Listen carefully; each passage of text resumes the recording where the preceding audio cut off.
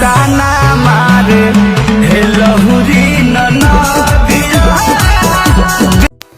तो भाई लोग, प्रमोद प्रेमी यादव जी का एक और ब्लास्ट लेवल का गाना आप लोग के बीच में कल शाम में आ रहा है।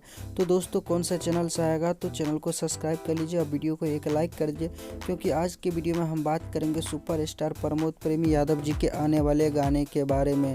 दोस्तों, प्रमोद प्रेमी यादव जी का एक और अपडेट का वीडियो आप लोग को दे चुके हैं। तो चलिए दोस्तों, वीडियो को शुरू करते हैं, जानते हैं गाने के बारे में।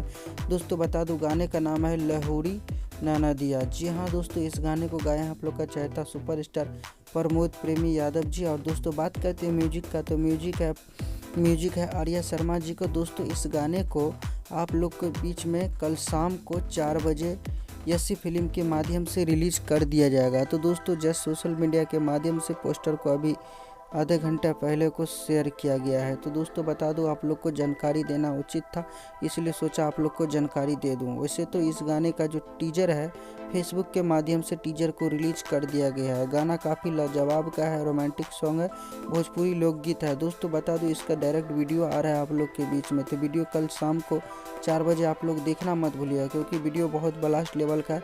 उस तरफ एक तरफ है कि प्रमोद प्रेमी यादव जी का एक और गाना आ रहा है जो सुबह में आ रहा है 6:30 बजे।